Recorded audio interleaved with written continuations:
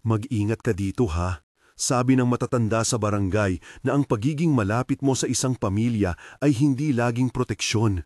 Minsan, iyon ang panibagong loob ng panganib. Nang lumipat ako sa bahay ng asawa ko sa bayan ng San Isidro, inakala kong doon ko maitatanhalan ang katahimikan at ang bagong buhay na pinapangarap namin. 2 buwan pa lang akong buntis at malayo ang aming pamilya sa lungsod kaya tinanggap ko ang imbitasyon ni Rico na manirahan muna kami sa lumang bahay nila. Ang bahay ni Mang Tomas at Aling Teresa mabait sa paningin. May maliit na balkonahe na may tanim na paminta, lumang kawali na kaakibat ng kanilang umaga at ang amoy ng kape na parang pangako. Ngulit sa likod ng mga ngiting iyon, may anino na hindi mo agad mababasa sa kanilang mga mata. Magtiis ka muna, sabi ni Rico bago umalis papuntang Maynila para sa trabaho. Huwag kang lalabas kapag nag-isa. Ako humarap at nagkunwaring lumalakas ang loob, ngunit may takot sa dibdib dahil dala ko ang ating anak na hindi pa ipinapanganak. Ilang gabi lang ang lumipas nang may mga kakaibang nangyari. May mahihinang kaluskos sa ilalim ng kama na para bang may gumagapang, malamig na dampi sa batok tuwing umuulan, at isang tunog na parang pabulong na dumarampi sa dingding. Bahala ka na, sabi ng kapitbahay namin na si Aling Esther. May mga mata ang gabi dito. Ngulit marami sa kanila tumakbo sa katahimikan at hindi mismo kumikilos. Sa unang tingin, maliit na abala lang ang mga ito. Pagod ng trabaho, dampi ng gabi, pero ang aking katawan ang unang nagbigay babala. Lumitaw ang pantal sa balat ng tiyan ko, parang pulang mapa na kumakalat, nangangati ng hindi mapakali. At sa gabi, may bigla ang pag-ikting ng dibdib na nagpapahiwatig na may ibang bagay na nagmamasid sa loob. Ang kapitbahay na si Mika minsan humawak sa aking arm at sinabing, parang may humahalik sa iyo ng malamig. Tumango ako, hindi dahil sumang-ayon kundi dahil natakot. Hindi ko inakala na ang pagkakakilala ko sa biyanan ko ay mauuwi sa isang kwento ng mga aswang at lihim na ritual.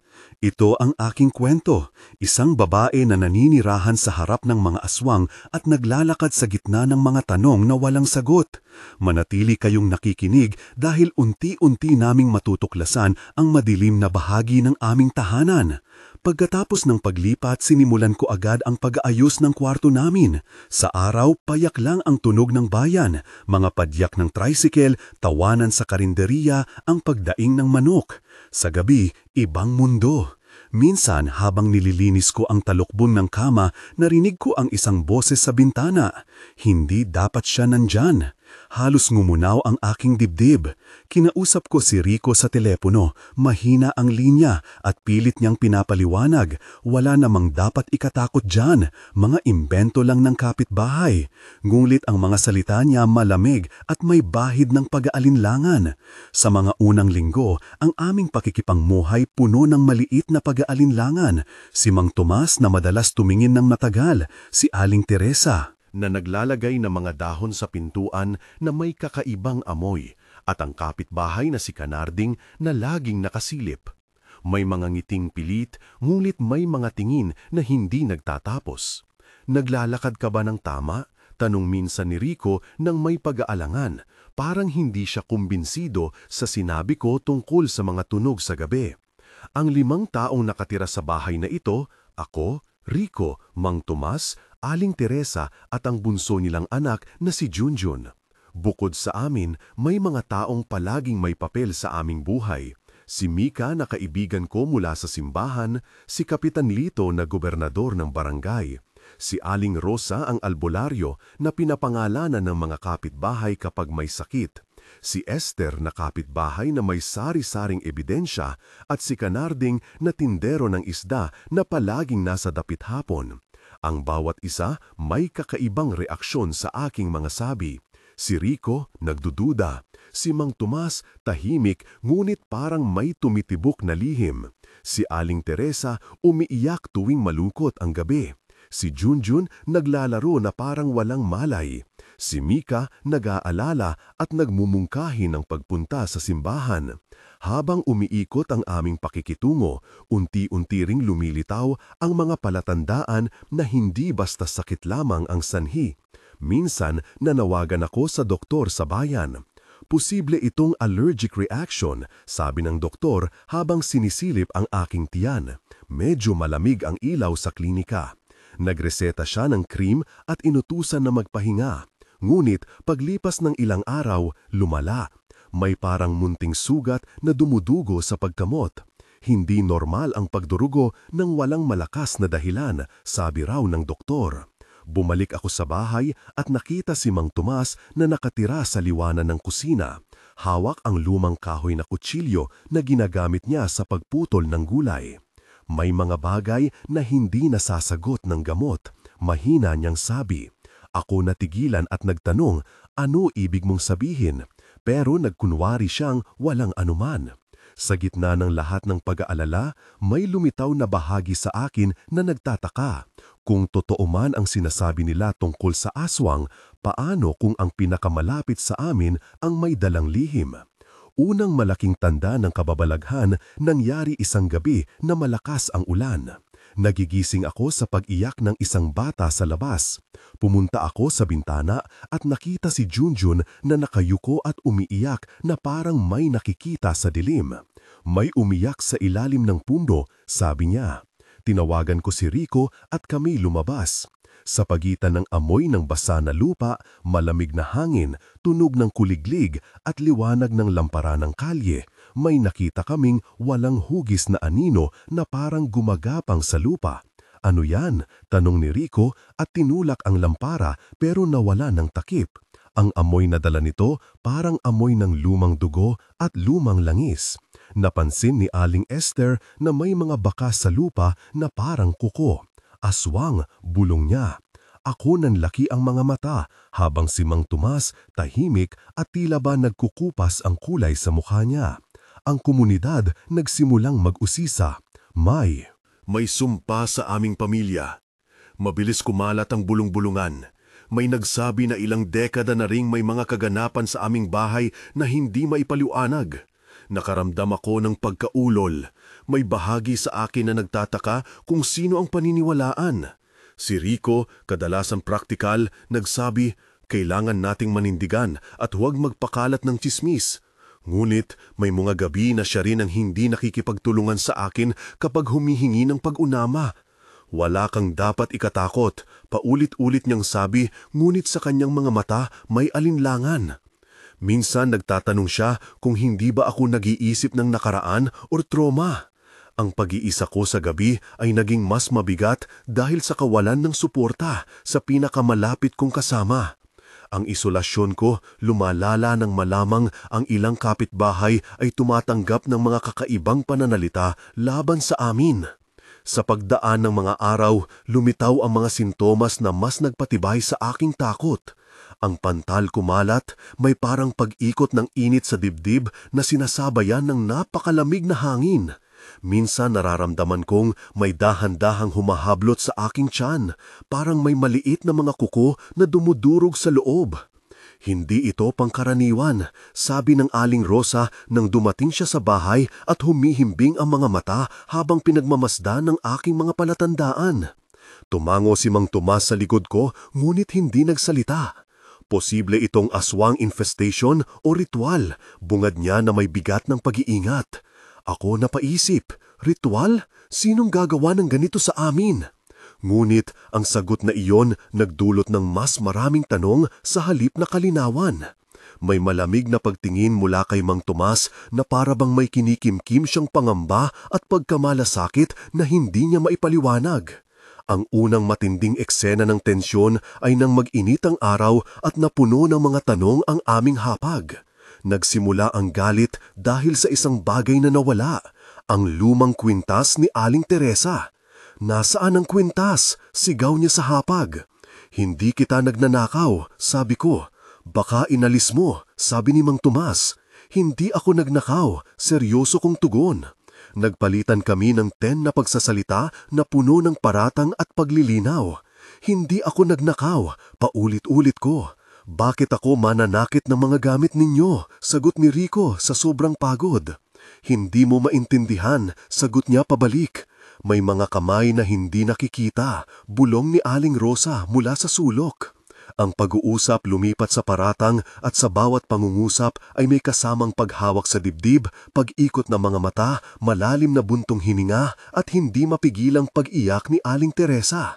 Ang amoy ng luto ng araw na iyon ay naghalo sa matipunong usapan at lalo pa kaming napalalim sa hindi pagkakaunawaan. Lumipas ang ilang gabi at dumating ang aplaya ng pinakamalabong senyales, isang maliit na hayop na dinala ni Canarding na tila sinakal sa parang panaginip, may mga marka ng kuko at may kakaibang amoy. Ganito raw ang sinasabi ng iba, sabi ng kapitbahay na si Esther na ang mga aswang nagsisimulang mangakit sa pamamagitan ng mga hayop para asyahan ang sanggol. Ang balita nagparami ng usapan sa baryo. May nagmumungkahi na tumawag ng albularyo. Si Rico ay nagdalawang isip ngunit si Mika na kamag-anak ng simbahan nagtulak na kumilos kami. Sa loob ng bahay, habang kami nag-uusap, may mahinang tunog ng pag-iyak ulit mula sa tabi ng bintana. Hindi na ako makatulog, sabi ni Rico, parang ako ang sentro ng lahat ng problema. Ngunit hindi siya nakinig ng malalim sa lahat ng sabi ko. Ang kanyang pag-aatubili ang nag-iwan sa akin na parang nag-iisa ako sa gitna ng isang silahis ng mga paniniwala at pag-aalangan. Ang pagsisikap na makahanap ng tulong ay humanto sa pagbisita namin kay Aling Rosa, ang albularyo.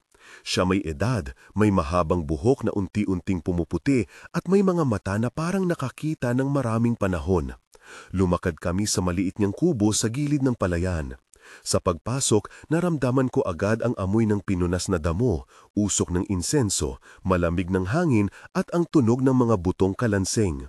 Bata pa ako nang makita ko ang ganitong klase ng mga kaso, bungad ni Aling Rosa habang siya'y naglatag ng mga pampaganda at pangkamot.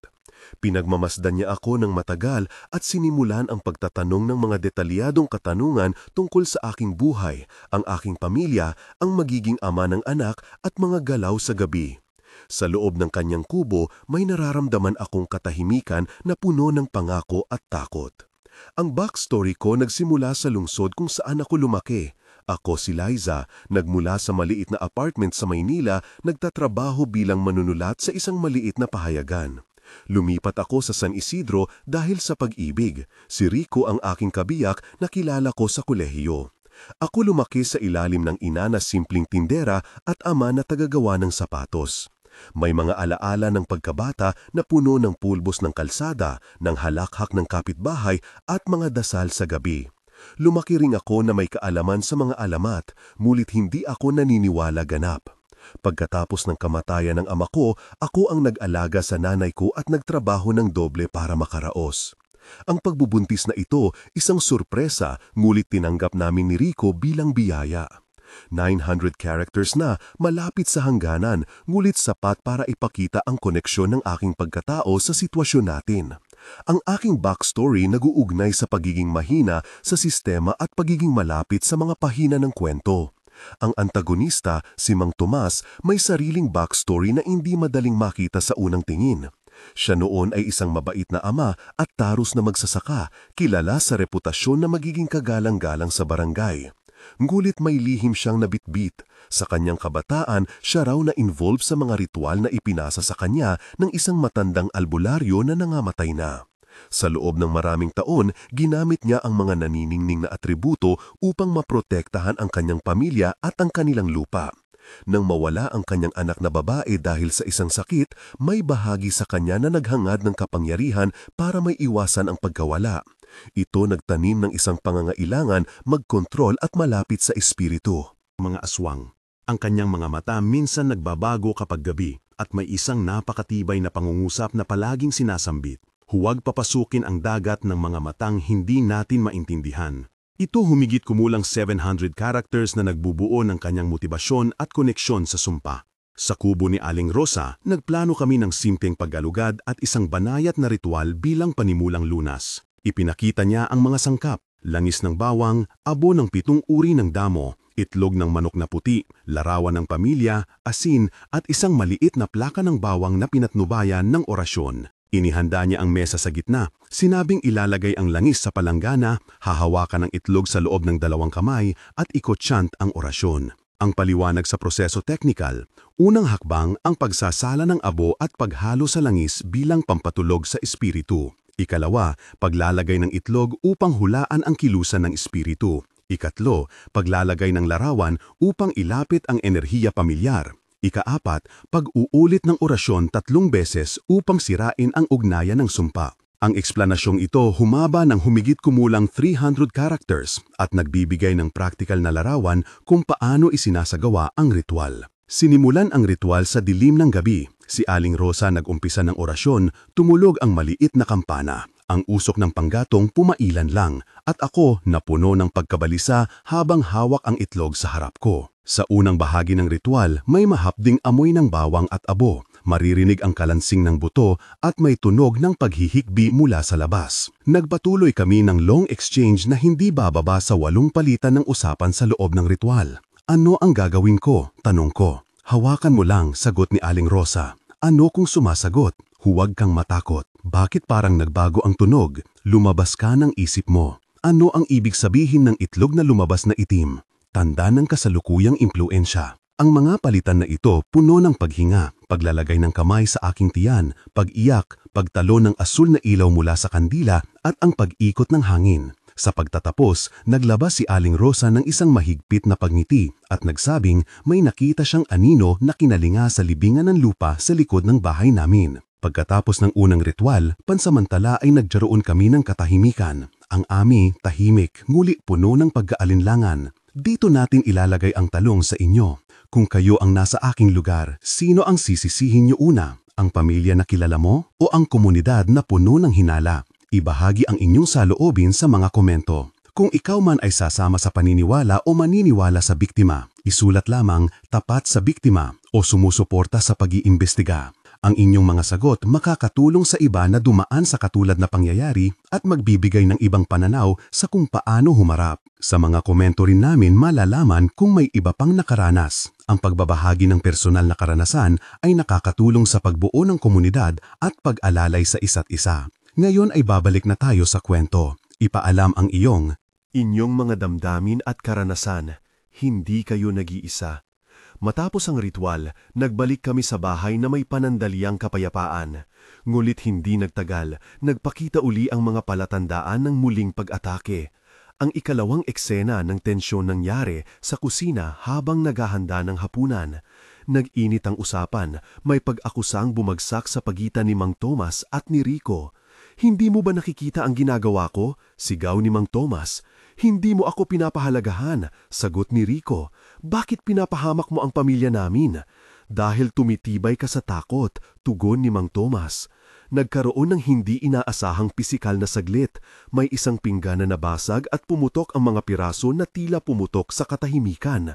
Ang mga pag-uusap ay nag-ikot sa pagkakaroon ng sumpa at ang akusasyon na ako ang nagdudulot ng sira. May 6 na palitan ng salita at 10 maliit na reaktibo na ekspresyon ng pagkatalo at galit. Ang mga mata ni Aling Teresa puno ng luha at si Junjun lumabas ng kusina na nagtatakbuhan. Sa panahong iyon, nadama ko ang pag-ikit ng kalamnan sa leeg ko, ang amoy ng pagkain na nasusunog, ang ingay ng basag na ceramik at ang pagkababagab ng mga kapitbahay. Ang komunidad nag-organisa ng maliit na kulong sa barangay hall. Nandiyan si Kapitan Lito, si Mika, si Esther, si Aling Rosa at ilan pang mga kapitbahay. Nagkaroon ng mainit na diskusyon kung dapat bang magsagawa ng pampublikong ritual at investigasyon. Hindi natin pwedeng papasukin ang takot, sabi ni Kapitan Lito. Kailangan ng ebidensya, sabi ng isa. Pero ang ebidensya ay hindi laging nakikita, tugon ni Aling Rosa. Sa pulong, nakapaloob ang 3 mahahalagang sandali ng tensyon na naging crescendo, paratang laban kay Mang Tomas, pag-apela para sa isang pampublikong ritual at ang panawagan na ilikas ang pamilya para sa kaligtasan. Ang mga palitan ay hindi bababa sa 8 usapan bawat bahagi, punong-puno ng emosyon at paghingi ng patnubay. Dumating ang oras na kailangan naming magplano ng mas malakas na solusyon. Nagtipon kami ng mga kaalyado. Si Mika ay sumang-ayon na tumulong sa organisasyon ng simbahan. Si Kapitan Lito nagbigay ng formal na papel na magsisilbing dokumento sa pulong. Si Esther nagdala ng litrato at talaan ng mga kakaibang pangyayari. Si Canarding tumulong sa paghahanap ng mga bakas sa lupa at si Aling Rosa nagbigay ng pangalan ng isang matandang albularyo sa kalapit na bayan na maaaring tumulong. Nagkaroon kami ng estratehiya upang magkwenta ng ebidensya, pagtahi ng isang maliit na plaka ng tela na may mga dumi na natagpuan sa paligid, pagkuha ng larawan ng mga marka sa katawan ko at pag-record ng kwento ni Junjun. Sa aming pag-uusap, nagkaroon ng 8 palitan ng usapan na may mga detalyadong hakbang, pag-aayos ng oras at paghati-hati ng responsibilidad. May mga tunog ng papel, banggit ng pangalan, mabilis na paghinga at ang malapit na tunog ng ilaw na gabagab sa malamig na gabi. Ang susunod na hakbang ay ang pagdadala ng ebidensya sa albularyo na kilala sa bayan. Siya tumingin sa mga marka at sinabi na may mga anting-anting at orasyon na ginamit para kontrolin ang enerhiya. Sinabi rin niya na kung may nagtatangkang gamitin ang sanggol bilang figura para sa kapangyarihan, kailangan naming gumawa ng isang mas malakas na ritual na may kasamang pagdamay ng buong komunidad. Inirekomenda niya ang mga kasangkapan: asin, langis ng bawang, bagong damit ng sanggol, apoy mula sa kawayan, larawan ng pamilya at isang maliit na plaka ng bakal. Pinaliwanag niya ang prosedur sa teknikal na detalye. Ang paglikha ng bilog sa sahig gamit ang asin, ang paglalagay ng langis sa mga sulok, pagpihit ng plaka ng bakal bilang proteksyon, at pagbubuhos ng itlog sa larawan na susi upang tuklasin ang kalagayan ng espiritu. Ito ay humigit kumulang 300 characters, ngunit malinaw at praktikal. Nag-umpisa kami sa paghanda. Sa umaga ng ritual, nagtipo ng mga kapitbahay. May mga nagdala ng kandila, may mga nagdala ng pagkain, at may mga pumupunas ng mga antigong damit. Si Kapitan Lito nagbigay ng pahintulot na gagawin ito sa maliit na plaza ng baryo. Ang paligid puno ng amoy ng kandila, ng usok, ng pawis ng mga nagtitiyaga, at ang tunog ng dasal mula sa ilang nagtitipon. Si Rico hawak ang aking kamay ng mahigpit at nakita ko sa kanyang mga mata ang natatagong takot at panlalambot. Si Mang Tomas nakatanaw sa lupa at si Aling Teresa umiiyak. Ang pagniting ng mga mata ng komunidad nagbigay ng kakaibang enerhiya, pag-asa at takot na magkasalubong. Sa gitna ng ritual, biglang sumiklab ang unos. May isang malakas na sigaw mula sa gilid kung saan nakatayo si Mang Tomas. "Hindi ninyo ako mauunawaan," sigaw niya at naglakad papalapit sa altar. Lahat ng tao napasigaw at nagkaroon ng kaguluhan. Sa isang iglap, may nagawa siyang hindi inaasahan. Nag-alis siya ng tela at inilabas ang isang maliit na bagay na parang plaka na may mga marka. "Ito ang proteksyon namin," sabi niya, at may piga ang hibang sa boses. Ang pagkilos na iyon nagdulot ng panibagong pagbabalik-tanaw. Ilan ang naniniwala na ito patunay ng kanilang paniniwala, iba ang nagsasabing pekeng paliwanag. Nagsimula ang malakas na pag-aaway. Nagkaroon ng maramihang palitan ng mga salita na umabot ng 12 usapan sa loob ng minuto at nagdulot ng matinding takot sa akin. Noong huli, naganap ang pinakamalupit na engkwentro. Ang climax ng kwento naganap sa loob ng bahay, isang gabi na ang lahat ng takot nagbunga ng aksyon. Nagpasya kami ng ilang kakampi na sundan ng ilaw na kumikilos at hulihin kung ano ang ating pinaghihinalaan. Si Mika, si Kapitan Lito, si Esther, si Canarding at si Aling Rosa kasama namin. Ang mga hakbang natin ay tahimik ngulit determinadong determinasyon. Naglakad kami papasok sa silid at nakita namin ang aninong gumagalaw sa tabi ng kama. "Lumabas ka," sigaw ko sa kakaibang porma na iyon. Nagkaroon ng sigaw, may humahagulgol at may pag-ikot ng mga lampara. Si Mang Pumas lumabas at nagpakita ng isang kakaibang emosyon. Parang tinanggal ang telang pag-iimbok sa kanyang mukha. Sa isang sandali, nagtagumpay kami sa pagkuha ng maliit na plaka. At nasunog ito sa harap ng mga nagulantang na kapitbahay. Ang saglit na pagliliyab ng plaka at ang usok na sumiksik sa hangin nagdulot ng kakaibang amoy, parang apoy at dugo. May pag-iyak, may pagyurak sa sahig, may pagkatumanggi ng ilan na maniwala. Naiwan si Mang Tomas na parang napupukaw sa isang pagkamalay at nanghihina. Napaghalaman namin na ang plaka naglalaman ng mga marka at pinaghalong labi ng isang ritual na ginamit upang ilapit ang matandang kapangyarihan. Sa eksenang iyon, may mahabang pag-uusap ng halos 10 palitan sa pagitan namin at ni Mang Tomas na puno ng pag-amin, pag-urong at paghingi ng tawad. Hindi ko sinasadya, sabi niya ng may luha. Ginawa ko para protektahan ang lupa. Hindi mo pinoprotektahan ang anak, sagot ko. Nawala niya dahil sa'yo, sabi ng isang kapitbahay. Ang dialogong iyon nagpabigat sa gabi at nagdulot ng pag-iyak ng komunidad. Sa wakas, napagpasyahan namin na dapat may legal na aksyon at panlipunang paghilom. Ang plaka sinunog, inilahad sa pulis at inireport ang mga pangyayari. Ang bahay nilinis at kami lumipat pansamantala sa bahay ng kaibigan. May mga kasunduan sa barangay na magtutulungan para sa proteksyon ni Liza at ng sanggol. May mga taong humingi ng tawad at may nagbigay ng suporta. Ang aming komunidad medyo naghilom, ngulit may mga sugat na hindi agad nawawala. May mga debate tungkol sa hustisya at kung paano protektahan ang mga biktima laban sa mga pamahiin na nagiging dahilan ng pang-aabuso. Epilogo, 1 buwan pagkatapos. 1 buwan ang lumipas at ang aming buhay unti-unting bumalik sa isang uri ng normalidad pero may mga tandang hindi mapapawi.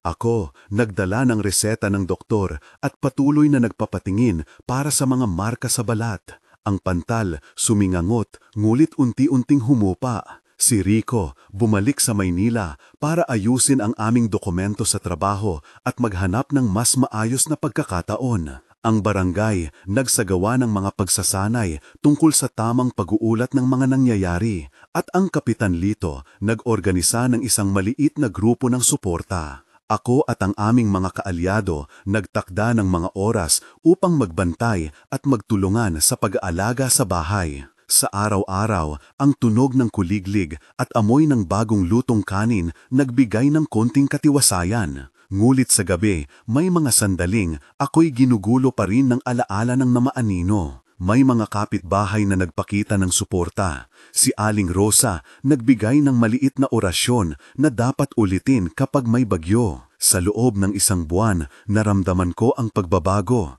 May pag-asa, ngulit may takot pa rin. Epilogo, 3 buwan pagkatapos. 3 buwan mula nang mangyari ang lahat, mas malinaw na ang mga sugat ay nag-umpisang humilom. Ang komunidad nagtatag ng maliit na pondo para tumulong sa mga biktima na tulad namin. Ang aming legal na reklamo sinimulan ng isinasagawa at mayroong preliminarya na investigasyon. Si Mang Tomas nagkaroon ng counseling at unti-unti siyang pinagtagpo sa mga residente at humingi ng tawad. Si Rico at ako nagkaroon ng planning tungkol sa paglipat ng aming tirahan. Ako nagpasya na mag-aral tungkol sa mga pamahiin at sa pag-iiwas sa mga ritual. May mga gabi pa rin na akong nagigising dahil sa takot, ngulit nagbigay lakas ang mga bagong kaibigan at kapitbahay. Sa loob ng 3 buwan, napagtanto ko ang halaga ng pagtutulungan at ng pagpapahayag ng katotohanan para sa paghilom. Epilogo, 6 na buwan pagkatapos. 6 na buwan na ang lumipas at may maliit na kapayapaan sa amin. Ang bahay na dati may anino, ngayon pininturahan at nilinis ng mga voluntaryo. Ang plaza ng barangay may isang maliit na alaala sa pag-unlad ng komunidad na nagsilbing paalala na magtulungan. Ang aking tiyan lumaki at ang sanggol ay malusog ayon sa doktor. Si Rico at ako nagdesisyon na lumipat sa isang lugar na mas maayos at mas malapit sa ospital. Ang dating takot naging bahagi na lang ng isang kwento na aming pinagdaanan at naging lakas para sa pagbabago. Ako natutong magsalita ng mas malakas at tumayo para sa sarili at sa anak na darating. Kung may isang aral na natutunan ko, ito ay ang kahalagahan ng pag-ibig, pag-unawa at pagkakaisa sa harap ng takot. Ang buhay nagpapatuloy at ang aming komunidad natuturing hindi agad maniwala sa bulong-bulungan kung walang ebidensya. Sa huli, may pag-asa. Kung dumaan ka sa kahalintulad na sitwasyon, huwag mag-atubiling humingi ng tulong. Hanapin ang lokal na opisyal, kumonsulta sa profesional na medikal, at kung kailangan, makipag-ugnayan sa mga taong pinagkakatiwalaan. Ibahagi ang iyong kwento, ang iyong boses maaaring magligtas ng iba. Kung ang kwentong ito tumimo sa iyong puso, mag-comment sa ibaba at ibahagi ang iyong pananaw. Sumali sa amin sa pagbuo ng espasyo kung saan ang mga biktima ay may boses at ang mga komunidad natututo mula sa katotohanan. Isang paalala, ang bahay at bayan maaaring magtago ng mga sekreto, ngulit may liwanag na pwedeng sumilip kung maglalakad tayo ng magkakasama.